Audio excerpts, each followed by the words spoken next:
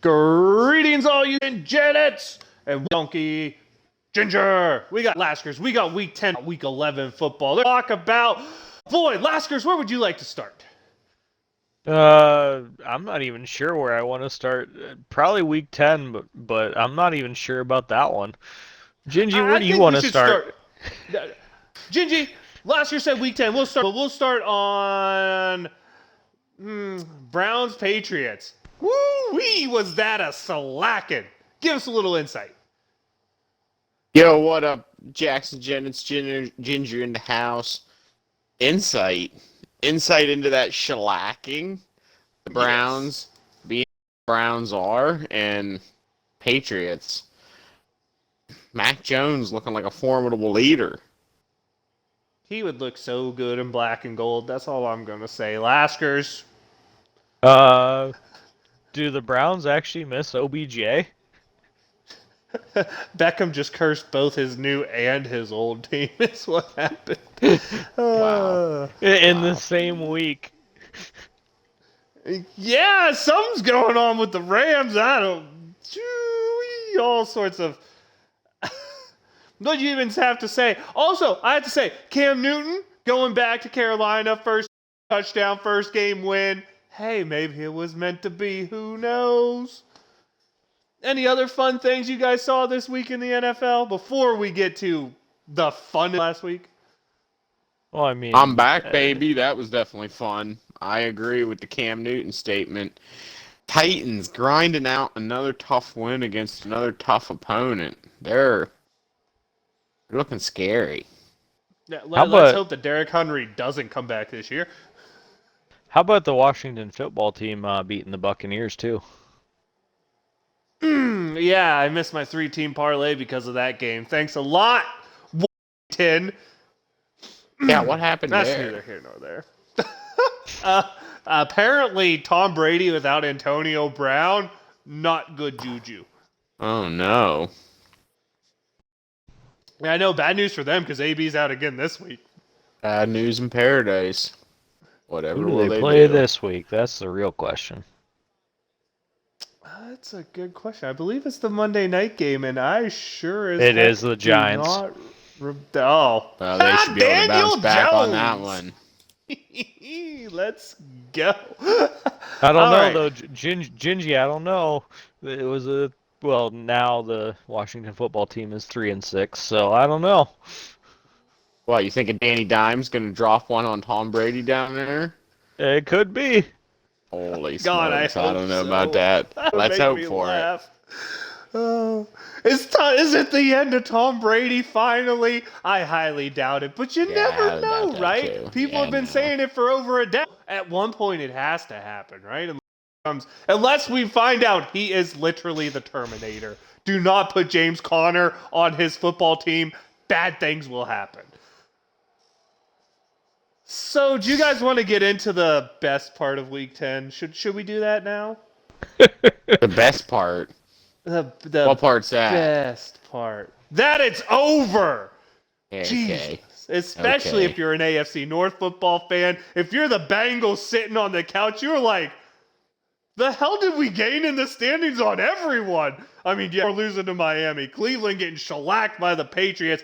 And, Laskers, would you like to tell me what happened in Pittsburgh? Because I don't want to talk about it. I don't think I can actually tell you what happened in Pittsburgh. All I know is it was pretty embarrassing. I'll explain it to you in the words of a 5-year-old. Micah comes to me. I have to explain to him what happened. He goes, Mom, guess what? We tied a game. Do you know what that means? It means we didn't win and we didn't lose. Hey, a you know 5-year-old what? told you everything you need to know.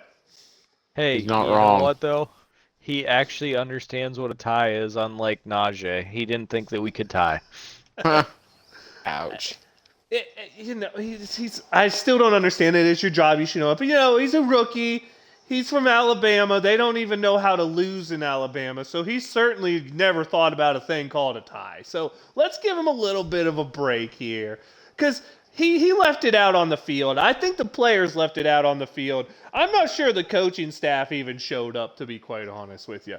Gingy, tell me What the heck did we see going on that offense? I mean, 50 passes in the sleet rain with a backup quarterback to only 25 yards when your running back's averaging, what was it, Laskers? 5 yards a carry? Hang on, let me get to the stats. Najee I went was to the other averaging- stats. Najee was averaging 4. 4 yards a carry. Okay, Yeah, 4 games yards this a carry season. in that. I mean, what? Explain to me what was going on, because I've watched the game and I don't know.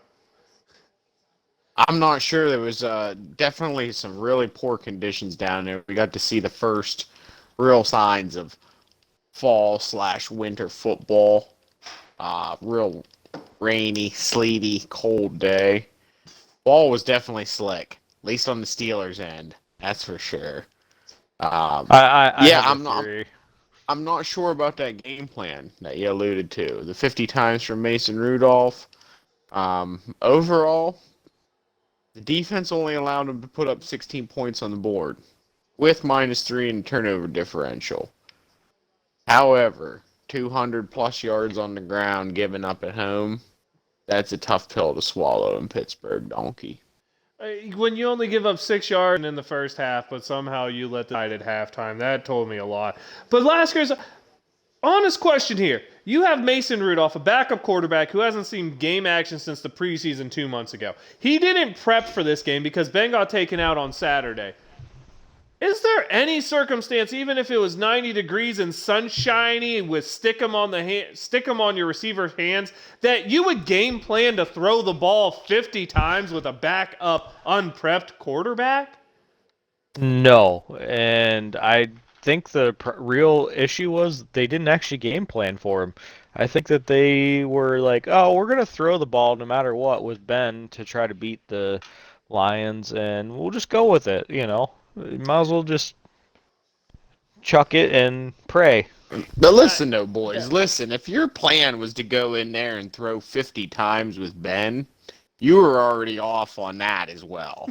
I knew, Gingy, I wanted you to get in this, but I wanted to preface you before you came in. So let me lead to you how I wanted to, because Lasker's brought up a great point, and Mike Tomlin said it, and it really bothered me after the game. He said, Ben was out, there was no adjusted game plan. I understand you have a game plan, but if you're switching quarterbacks, or you're switching running backs, or you're switching wide receivers, while you don't change the overall fundamental, you have to make some adjustments the game plan to fit the players. Why the hell is the coaching staff admitting they are not making adjustments no matter who's on the field? That is a terrible recipe, Gingy. And I know the recipe from the get-go was bad, but putting Mason in the circumstance was terrible. But yes, please lead us down why passing the ball that much is bad, because you pointed it out and it's proven to be true. So I'd love you to have this part. Well, 50 times a game, there's no reason for it that game. We have to. Najee was developing, somewhat of a rhythm. He could have been very useful in a short down situation per se later on in the game. But or first and 6 at the first and 6 goal line to go. Yeah, Maybe when you throw it 3 times in a row, would have been real useful there. Yes, yeah, I thought so. That's one of the ones I'm alluding to. But yeah, Donkey over. I'm not sure what that game plan was going in there to try to throw it on them. It was definitely not a winning game plan. I guess you could say it wasn't a losing game plan. Yeah.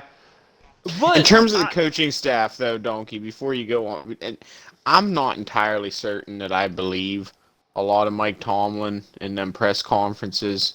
A lot. I feel like some of that might be gamesmanship. To really believe that he did not game plan at all, I hope that's not the truth.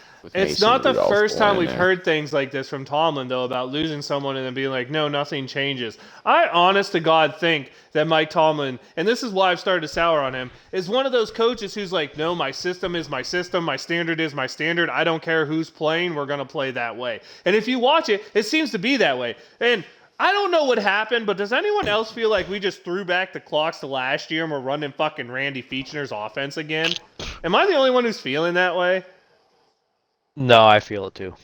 All right. I mean, It is what it is. I don't want to get into that. I want to get into the play of some players, though. Mainly receivers. When you get a chance to step up and make a play, you got to make a play. Mason Rudolph, he missed some throws, Gingy. I know. I'll let you get into that. He made some throws. And at the end of the day, he did what a backup should do for you. He didn't lose the game. I mean, 50 passes, only one turnover. That was Mason's fault. That's pretty good. And at the end of the day, in overtime, twice he set the Steelers up to win. And I'll get into the overtime period as a game on its own. But Mason Rudolph wasn't good, wasn't bad. He was very bleh most of the game. I would have liked to see a little more out of him. As a backup quarterback, you need to be a little crisper when you get your chance, and he wasn't. He had some high throws. He had some off throws. But let's be honest here. We overtime, and Mason hits a beautiful pass to Deontay on the sideline that set us up for a touchdown. He fumbles it away. Mason's leading a little bit. We got 2 yards on first play, and then Kendrick Green, who's looking more and more to me like a bust, snaps the ball over his head. Lose drive too, because now it's 3rd and 23 or some stuff. The last drive, we're going to kick a field goal, and for some reason, we try to call a 2-yard gainer to Freiermuth. That makes no sense, because if he's tackled in bounds, the game's over, but he fumbles the football away. I mean, at the end of the day, didn't Mason Rudolph give us a chance in overtime, and we just kind of blew it, Gingy? Turnovers in inopportune times, Donkey. Right at the end of the game. I mean, you said it, 2 in overtime. Mason generally kept good care of the ball throughout. Generally speaking, there were that got away from him, a couple that could have been picked.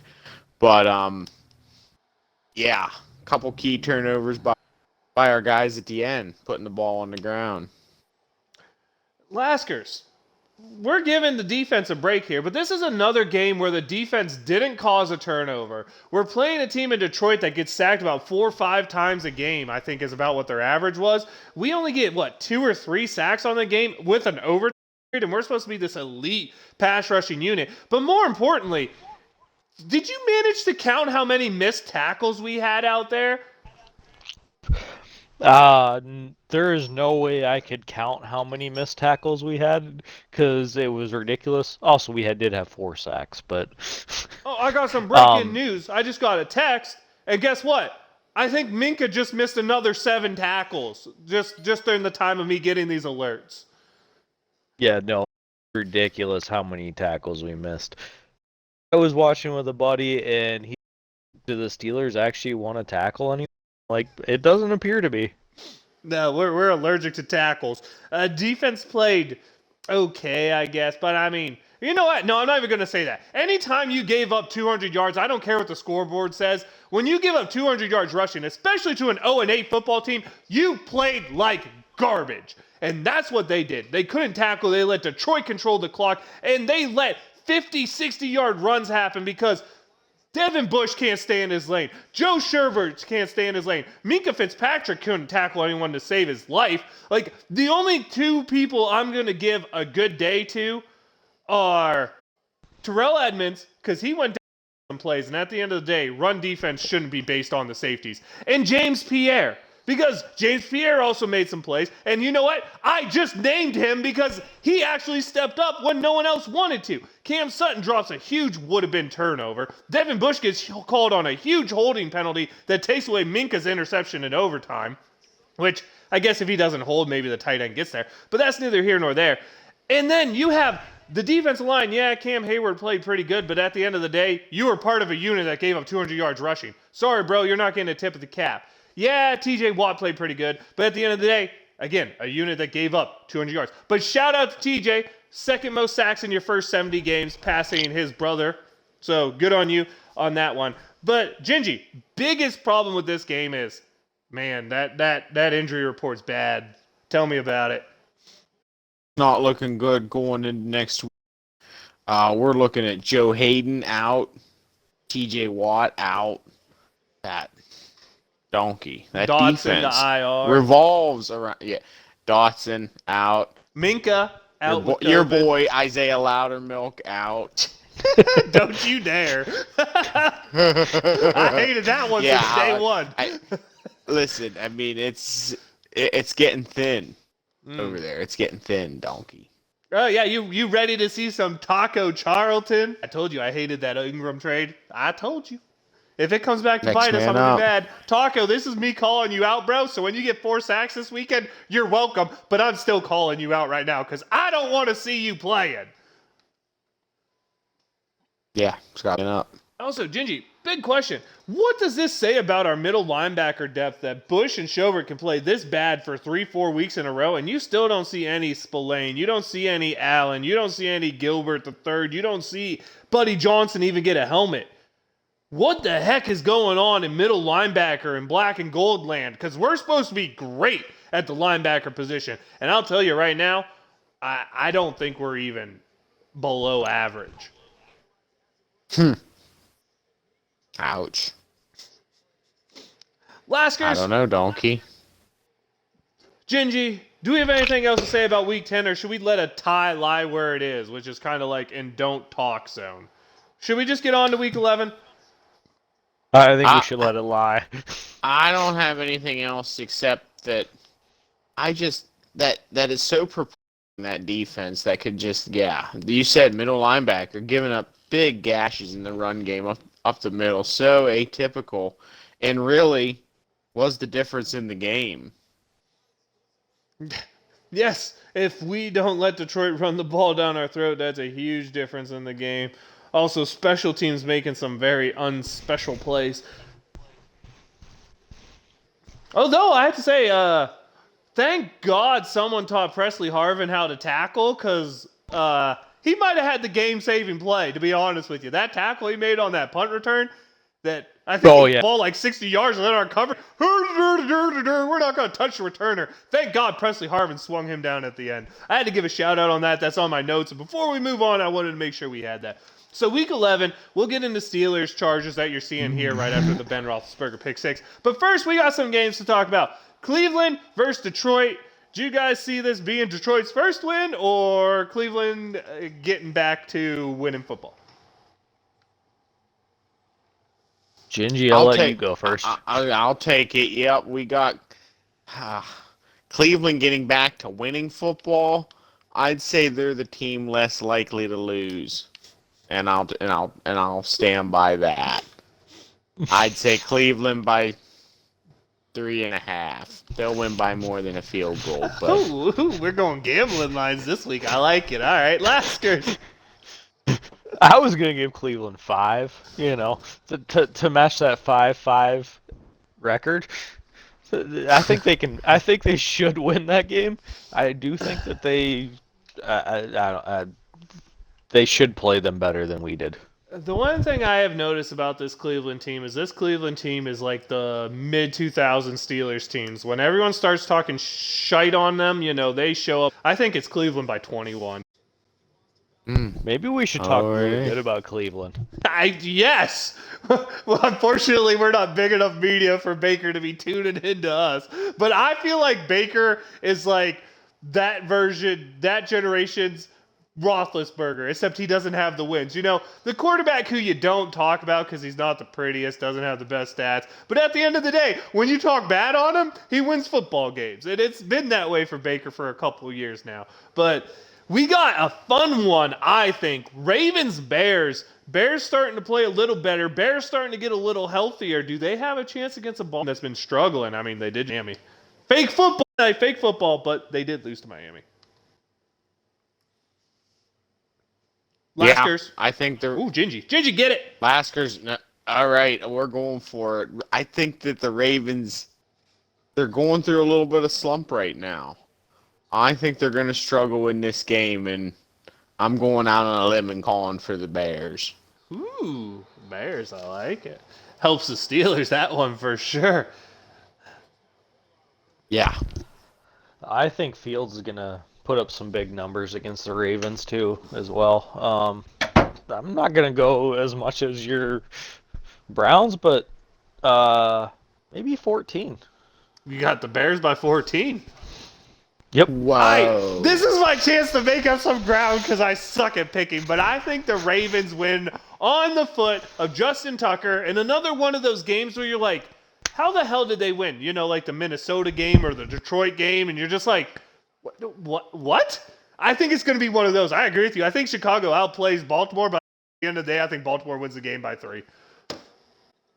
And that leaves the last game. We got a one of 2 teams that are both very Jekyll and Hyde teams, and they share something in common. They've both beat the Pittsburgh Steelers. That's the Bengals. That's the Raiders. That's a show of 2 quarterbacks, one who's not so young anymore in Derek Carr, and one who's really young.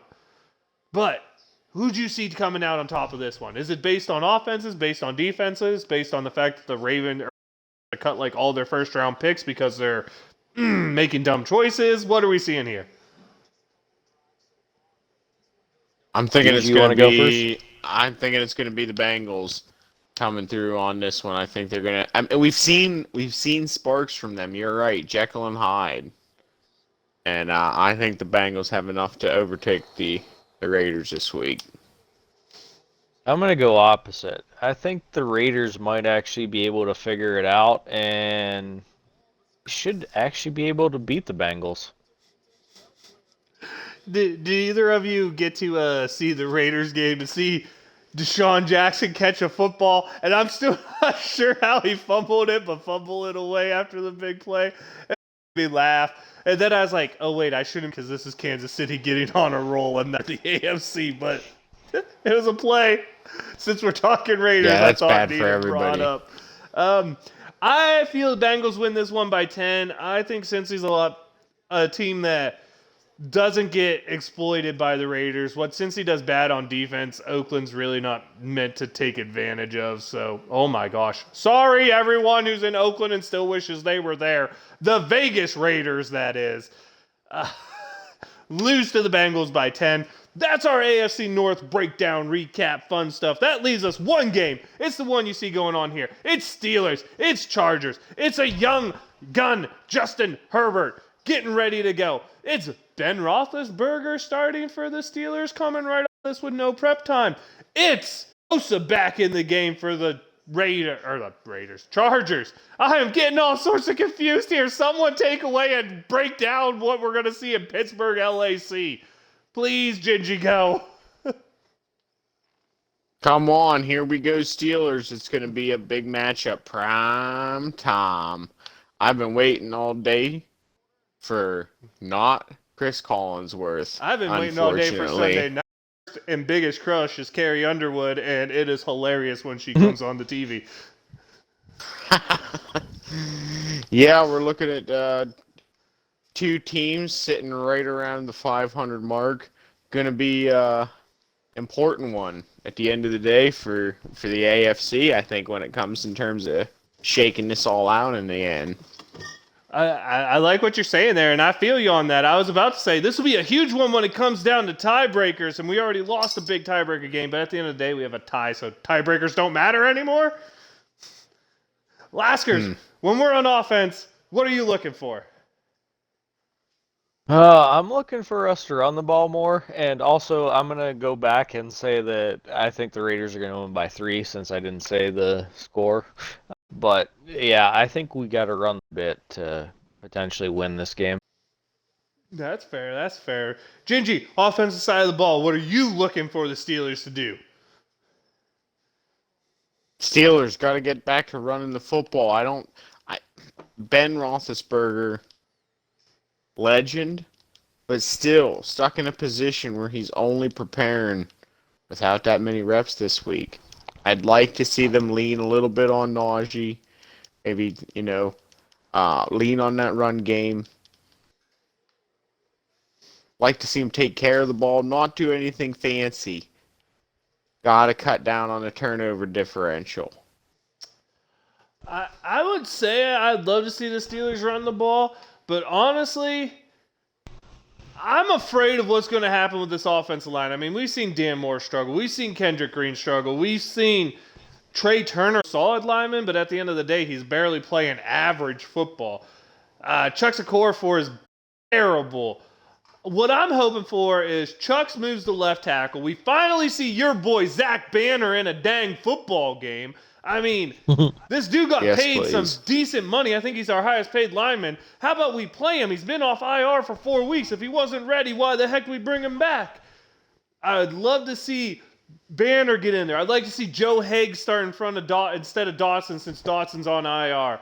And then what I really want to see is Joe Haig pulling to Zach Banner's side, playing power football and trying to overwhelm, really, Joey Bosa. I'd be running the ball at Joey Bosa because at the end of the day, if we need to pass the ball, that's the guy I don't want trying to get off and being fresh at the end of the day.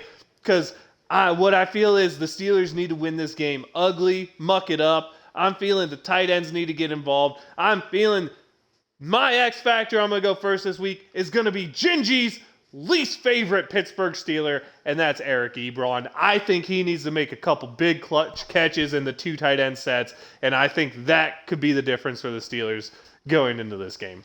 Gingy? X Factor this week. Let's turn it around, Booth. He had a tough break. He catching a lot of flack. It's a tough ball to drop. We've seen other guys do it. We've seen Juju drop a ball in that position at the end of the game. I think the X Factor this week, Ben's safety blanket down by the goal line, down by the end zone. Let's see him bring it back around. All right, Laskers, I definitely need you to go with Zach Gentry here so we could just have all the tight ends covered. But Laskers... Nope. I'm going Najee. I mean, if I'm picking we need a running game, yeah, I'm going to go Najee. We need you to show up and maybe 4.5 average, 5, 6. I'm good with either of those numbers. I'd be all right with any of that. That'd be fine. I'm getting a little concerned watching Najee here because it looks like he's shying away from contact a little bit. The last week specifically, and I brought it up with you guys before a game when he got a toss play going and he runs out of bounds at 2 yards where if he cuts it up he gets 5 more. I feel like Najee's starting to feel the pain a little bit. Maybe it's time we start seeing some more Kalen Ballage or Benny Snell or maybe Anthony McFarland's healthy again. I don't know what's going on there, but maybe it's you time know what we though? see someone I got else an get some idea. carries. What's I got up? an idea. We're gonna bring Mason in for running plays. Yeah, Because he averaged 9 yards a carry. No, dude, let's not slack on, was it a 36 or 26 yard rope-a-dope run by Mason Rudolph out there showing some athleticism.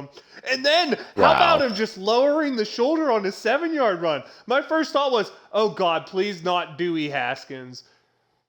Speaking of which, Steelers story we didn't talk about. Did y'all hear about Dewey Haskins allegedly getting called lazy and looking terrible and just seeming not to care in pregame warm-ups before the game? Anyone else catch that story? Allegedly checking his cell phone, was it? Yeah, checking. Well, I'm not going to hate him on that because a lot of people do that to change their music and stuff. I'm more worried about the fact that coaches were allegedly heard him lazy and just looking nonchalant and lackadaisical. I mean, for a guy who that's what got him cut in Washington, you don't want to be having that follow you into your second chance, right? No, you definitely don't want that. I mean, oi, oi, oi. I can't wait for Josh Dobbs to come back. Never thought I'd say that. But you know what? I'm not even sure. Is Josh Dobbs a better running quarterback than Mason Rudolph, Laskers? I don't, after last week, I'm not sure he is. Oh, geez. All right, enough getting off on a random tangent here. Squirrel, I was like, nut! Let's get into the defense. Laskers, LA, pretty good passing team. Austin Eckler, pretty good running back. What does this defense need to do to keep the Chargers in check and keep the Steelers in this game? We need those front guys. I'm looking at Cam Hayward to have... Well, he had 2 sacks last week. I'm looking for 3 this week. I think that'd be a season total because TJ's getting all the sacks. I like it. Yep. Gingy, break down Chargers versus Steelers. Steelers defense. Going to be difficult without AJ. Going to be looking for someone to cover the big arm. Herbert over there, he's got some weapons. He's got some guys. X factor for me this week. Looking at the DBs again. Donkey, and we're gonna have to see some big step up back there. I hear you. Who's the receiver on the Chargers? Which one do you want to talk about? Gouges us every time he plays us. Keenan Allen. There's the one. Yes. Gonna have whoever's on him, Donkey. That's the X factor. I'm glad that you knew exactly who I was talking about based on that roster. Been gouging us for at least 6 years. He's the goddamn West Coast Julian Edelman. Of course I know who the hell he is. Oh my gosh, yeah. Whoever's lined up on him, Donkey, they're gonna have to have themselves a day. I hear you on that. I can't disagree with that one. I'm a little upset at this. My X factor, as I said, was going to continue to be Minkah Fitzpatrick until he made an interception. But it's hard to have your X factor not play in the football game. So I guess I got to go somewhere else. And where I'm going to go is the position I've been calling out for a long time. And it's not one single guy. It's both of them. If we cannot stop Austin Eckler, this is going to be a long game. It has to be Joe Schobert. It has to be Devin Bush. There's no more running past. You're a middle linebacker. If you're the right side middle linebacker, you should never end up on the left of the left side middle linebacker and vice versa. But if you've watched the big runs against the Steelers, that's what happens. Both Joe Schobert and Devin Bush, without anyone else touching them, run themselves out of position, and that's what leads to the big runs. Those guys need to stay disciplined. Those guys need to make the tackles. And I'm saying right now, they cannot give up broken tackles, and they cannot give up this Joe Schobert BS. I have lots of tackles, but every time I touch someone, they get 5-6 yards after contact. These guys need to be limiting contact. They need to be, I believe Mike Tomlin calls them, pushback plays. It's where the linebacker hits them and they move them backwards. You need some of that. This team needs some tenacity because let's be honest, you give up 200 yards rushing, it's because you're playing soft. This team is Pittsburgh.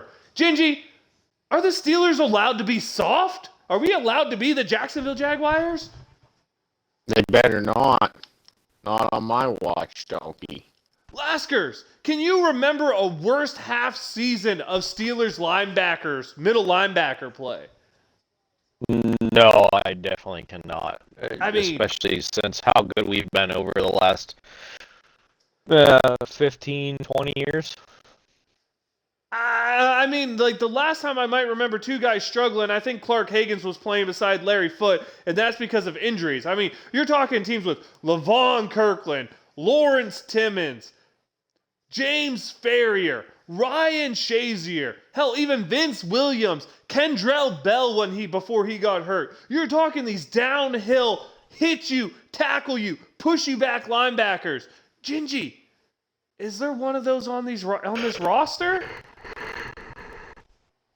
Not right now. Not really what they're designed to do. Not a lot of those in today's NFL, though. Really, how many? Handful of guys. Well, the other Devin from that draft class, Devin White, is a 4-4 running downhill linebacker for Tampa Bay. Don't know if you've seen that kid play, but damn, I wish he would have been the Devin that fell, because I wouldn't let him hit me. And is it Leonard, that kid from Indy as well? I think same draft class, right? Yeah. Close. I don't know for sure, but it would have been either that one or close. Yeah, I mean, say what you want. They still exist. It's just hard to see play in the. Even Patrick Queen, I guess, for Baltimore's a little bit of a downhill. I was going to say, we play in the AFC North, and honestly, linebacker play has been a little slack in the last couple of years in the AFC North, which is a rarity. Neither here nor there, though. That leads us to the time everybody's curious to know exactly not what to say about the football game, because you know our picks are going to be somewhere off the board in one direction. So, Laskers, we're going to start with you, and I have a question. Does a tie change you from picking the Steelers to lose if you want them to win? Hey, they still didn't lose. Fair enough. Laskers, lead it. All right, I'm going Chargers 21, Steelers 18. That was a hard decision to make, too, by the way. Guess so. Gingy, what are you feeling? I don't know. Donkey, is this going to be our week? Our week for an explosion? I thought last week was the week for an explosion. I'm all done. Well, after those conditions, no one was exploding last week, okay? That was just tough. But I'm thinking this week, Steelers got to right the ship. If we're going to put this thing together, make a run at it, they got to right the ship. And I'm thinking bounce back, Steelers win 28-19. 28-19. That would qualify as an explosion. I agree with you on that. I agree. Yeah. All right, so feel free to hear me on this, but I want to break down this whole game. Chargers getting healthy, need to get it going. Steelers getting hurt, really need to get it going. I feel the lack of secondary is going to lead to a lot of afraid to blitz. You can't give Justin Herbert time. He's a young guy. When he struggles is when you exotic blitz. I feel the Steelers are going to play super vanilla today. And as a guy who loves to run the West Coast offense, has since he was in Oregon, a guy who's not afraid to take the check down is Justin Herbert. I just don't feel this matchup works well for Pittsburgh. I think Ben without prep time is going to be bad. I think Ben's going to throw his first interception like a month and a half. Been great controlling the ball, albeit with some very, very egregiously bad drops by defenses. But don't hold that against Ben. He hasn't turned the ball over. I feel he does. I feel the Chargers win this one in one that feels a lot bigger of a score than it ends up. I think it's 24-14, but I feel like you feel the Chargers won this game by 3 scores. And that is our Steelers pick'em, our AFC North pick'em. Do you guys have any other housekeeping items before we get to the fun part? The shout. Anybody? Anywhere? I'm good with it. All right. Shout outs. We're going to go to, who should we go to first today? You know what? Laskers has been the happiest about it not being a loss. So we'll go with Laskers first. All right, I'm going Cam Hayward. He had 2 sacks last week, few tackles. I think he needs a shout out. He needs to keep doing what he's doing. Gotta love the guys in the trenches. Jen J. Donkey, you alluded to my shout out earlier. There was a fella on the show who I shouted out, a young man who said he needed to pick his game back up. One big boy punter named Presley Harvin. This week, I present this man with a shout out for laying some wood. Let's get him, big boy, saving the touchdown. Not necessarily real by the special teams play that I saw on that play that forced him to make a play there. But putting his body into it and saying no thank you to a punt return, not today. Yeah, maybe he can play a little nose tackle and help this team out. Gingy, what you think? Let's go. He gave him all that he could handle on that one.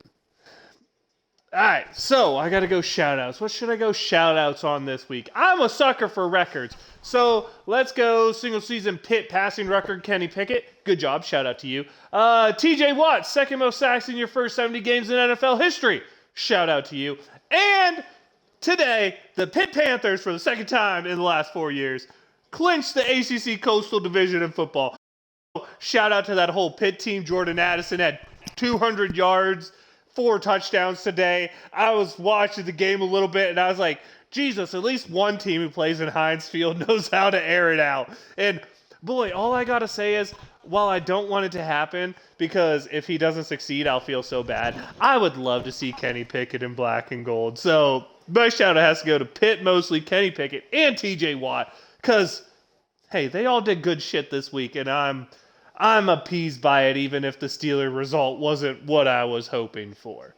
So with that, it's for our lovely journey, and it's time for me to let you know I am the Viking Donkey.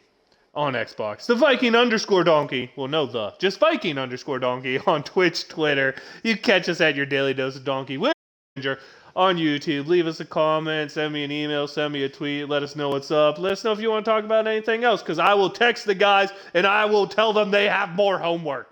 They don't get paid enough for this because I don't pay at all. But I will tell them they have more homework. I appreciate y'all for tuning in. I really do. I have a good time with it. I hope y'all have a good time listening. I hope the two co-hosts here have a good time partaking in this shenanigans I put on. So we'll send it to Laskers, let you know what's up with him, and he'll send it to Gingy because, well, you know Gingy knows how to send it off. God dang it, homework. I don't want any more homework. I can't afford homework. I'm gonna fail. You can find me everywhere at Laskers. And Gingy, off to you. Mutant Gingy in the house. We playing some Xbox. Mutant Gingy. Halo everywhere. Infinite, boy! Let's go. Let's get them. I'll tell you what. Steelers Nation, after last week, we are desperate and we are hungry. Primetime football. Wave them if you got them. Here we go.